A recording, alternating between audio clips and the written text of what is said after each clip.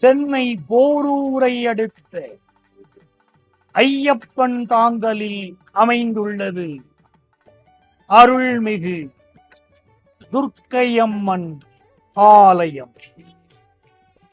இத்திருக்கோயிலிலே துன்பங்கள் விலக, நம் வாழ்விலே இன்பங்கள் நிறைய அமர்ந்த நிலையில் அருளாட்சி புரிகிறாள் அன்னை துர்க்கை. வாழ்வுமானவள், எந்தன் வாக்குமானவள், வானில் நின்றனள், இந்த மண்ணில் வந்தனள். தாழ்வு அற்றவள், என்னை தாங்கி நிற்பவள் தேவி துர்க்கை இந்த தலத்திலே காட்சி தருகிறார். இடர்தரு தொல்லை இனிமேல் இல்லை என்று நீ சொல்லிடுவார். அம்மா துர்க்கையே, உன்னை அனுதினமும் காண அன்பர்கள் கூட்டம் இத்திருக்கோயிலில் அலைமோதுகிறது. பார்வதியின் ஆங்கார வடிவங்களில் ஒன்றாக திகழ்பவள் அன்னை துர்க்கை. வடமொழியிலே துர்க்கை என்றால் யாராலும் வெல்ல முடியாதவள் என்று அர்த்தம். தமிழிலே வெற்றிக்கு உரியவளாக துர்க்கை கூறப்படுகிறார். கலிங்கத்து பரணி தமிழ் இலக்கியம் கொற்றவையை பற்றி பேசுகிறது.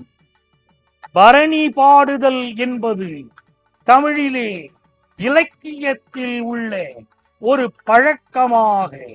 வழக்கமாக இருந்திருக்கிறது. அன்பர்களே, மகிஷாசுரனை, மேதி அவுணனை அழிக்கவே துர்க்கையின் அவதாரம் நிகழ்ந்தது.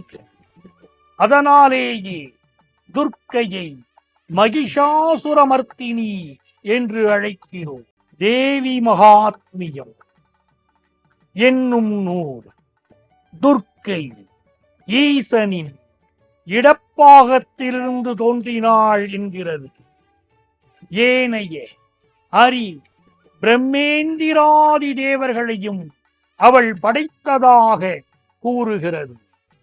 பஞ்சமி, பைரவி, பர்வத புத்திரி, அன்னையே துர்க்கையே, என்றும் எங்களுக்கு அருள் பாலிப்பவளே என்று இந்த தலத்து துர்க்கையை வழிபட்டால் ஏராளமான நன்மைகள் நம் வாழ்க்கையிலே நிகழ்ந்தேறுகின்றன. அன்பர்களே, துர்க்கையை வழிபட துன்பங்கள் அகலும், இன்பங்கள் பெருகும். துர்க்கையின் முக்கியமான வழிபாட்டு காலம் நவராத்திரி. துர்கா பூஜை என்ற பெயரில் நம் தாய் திருநாடு முழுவதும் சிறப்பாக கொண்டாடப்படுகிறது நவராத்திரி. நவராத்திரியில் ஒவ்வொரு நாளும் சக்தியின் ஒவ்வொரு ரூபங்களாக 9 ரூபங்களை வழிபடுவது சிறப்பானதாகும். அன்பர்களே, கோமுறை ஜோதி, கோமள ஜோதி, கோமதி ஜோதி துர்க்கையளே, நாவுரை ஜோதி, நால்மறை ஜோதி, நான்முக ஜோதி துர்க்கையளே என்று அனுதினமும் துர்க்கையை எவர் வழிபடுகிறாரோ அவர் வாழ்க்கையிலே வேண்டியவற்றை வேண்டியபடி நிறைவேற்றி தருகிறாள் அன்னை துர்க்கை. ஐகிரி நந்தினி ஸ்லோகம் சொல்லி இத்திருத்தலத்திலே அமர்ந்த கோலத்தில் காண கிடைக்கும் இந்த அம்பிகையை வழிபடுங்கள். திருமண தடை உள்ளவர்கள் இத்திருக்கோயிலிலே செவ்வாய்க்கிழமைகளில் பூச்சொரிந்து அவளை வழிபட்டால் திருமண வரத்தை அள்ளித் தருகிறார். பிள்ளை வரம் வேண்டியவர்கள் வெள்ளிக்கிழமைகளிலே இத்திருத்தலத்திலே அம்மனின் திருப்பாதம் முன்பு அமர்ந்து மனதார உருகி வழிபட்டால் அவர்களுக்கு பிள்ளை வரம் தருகிறார். ஐயப்பன் தாங்கலில் அமைந்திருக்கும் துர்க்கை பின்னிரு கைகளிலே சங்கு சக்கரத்தை ஏந்தி நிற்கிறார். முன்னிரு கைகளிலே அபயஹஸ்தத்தை காட்டி நிற்கிறார். அன்பர்களே, துர்க்கையானவள் நம் வெற்றிக்கு அதிபதி, வீரத்திற்கு அதிபதி.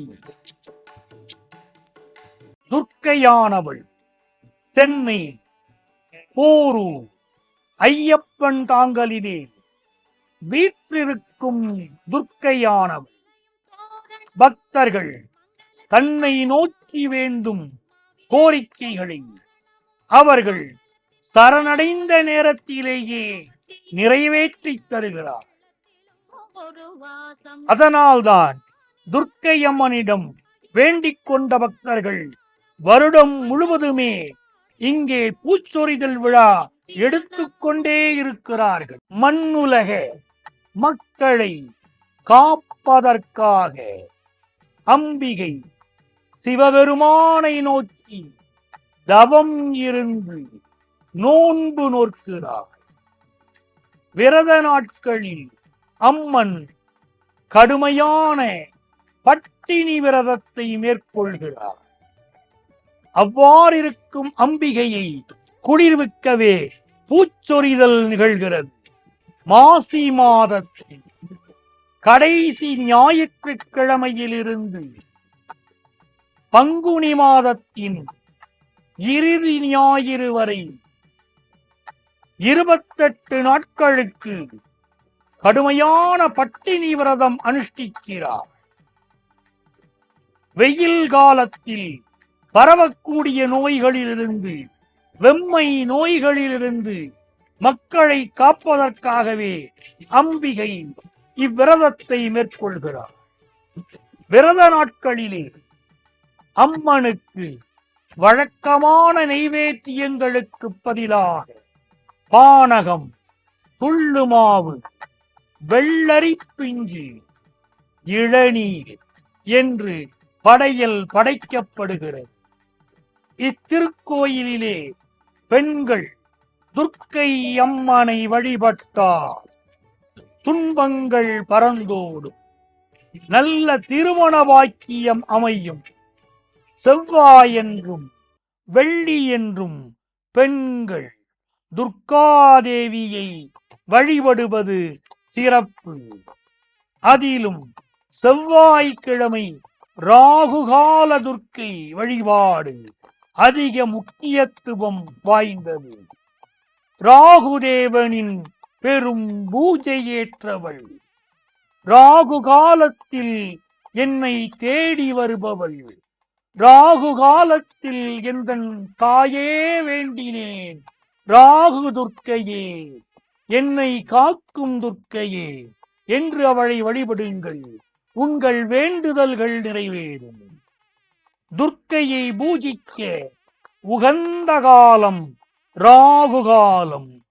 ஓம் நகாத்வஜாய வித்மகே பத்மஹஸ்தாய தீமகி தன்னோ ராகு பிரச்சோதயாத். ஓம் காத்யாயினியாய வித்மகே கன்யகுமரியாய தீமகி தன்னோ துர்க்கி பிரச்சோதயாத் என்று சொல்லி அவளை வழிபடுங்கள். ராகுதோஷம் நிவர்த்தியாக துர்க்கையை வழிபடலாம். ராகுவின் அதிதேவதை துர்க்கை அம்மன். துர்க்கை கண்ணனுக்கு மூத்தவள் என்பதால் விஷ்ணுவின் அவதாரங்களில் பிறந்த திதிகளான அஷ்டமி, நவமி ஆகியவை இவளுக்கு உகந்தவை. ஓம் மாகீஸ்வதி தனுபவஞ்ச ருருஞ்சகந்து, மாகீஸ்வதி தனுபவஞ்ச ருருஞ்சகந்து என்று அவளை தினந்தோறும் வழிபடுங்கள். அவளை வழிபட வழிபட நன்மைகள் உருவாகும். ஏத சரித்திர மகிலம் லிகிதம் ஹி யஸ்யா சம்பூஜிதம் ஸ்தனயேவ நிவேச்சிதம் வா துர்க்கஞ்ச தாரயதி துஸ்தர மப்பியசேஷம் ஸ்ரேய பிரயச்சதி சாம் சர்வமுமாம் பஜேதாம் என்று சொல்லி அன்னையை வழிபட துர்க்கையுடைய அனுக்கிரகம் பரிபூரணமாக சித்திக்கிறது. அவளுக்கே உரித்தான பௌர்ணமிகளில், அமாவாசைகளில், செவ்வாய், வெள்ளி, ஞாயிற்றுக்கிழமைகளில் வழிபட வழிபட நம் வாழ்க்கையிலே எண்ணற்ற முன்னேற்றங்கள் ஏற்படுவது உண்மை. ராகு காலத்திலே துர்க்கை ஆலயத்தில் ஒரு எலுமிச்சை பழத்தை இரண்டாக நறுக்கி சாறு விழிந்து விளக்கு போல் ஏற்றி நெய் ஊற்றி அதன் பின்னரே 5 இழைகள் கொண்ட நூல் திரி போட்டு அவளுக்கு தீபம் ஏற்றுகிறோமே, அந்த தீபத்தினால் நம்முடைய வாழ்க்கையில் ஒளியை ஏற்றுகிறாள் அன்னை. ஞாயிற்றுக்கிழமைகளில் மாலை 4:30 6 மணிக்குள் தன்னை வேண்டுபவர்கள் வாழ்க்கையிலே என்ன தேவைகளோ அதை அன்னையே முன்வந்து நிறைவேற்றி தருகிறார். நமக்கு துர்க்கையின் ஸ்லோகங்கள் சொல்ல தெரியாவிட்டாலும் கூட ஓம் துர்க்கையே போற்றி என்று கூறி வழிபட்டாலே போதும் நன்மைகள் பல நிகழும். ஓம் துர்க்கையே போற்றி, ஓம் துர்க்கையே போற்றி, ஓம் துர்க்கையே போற்றி.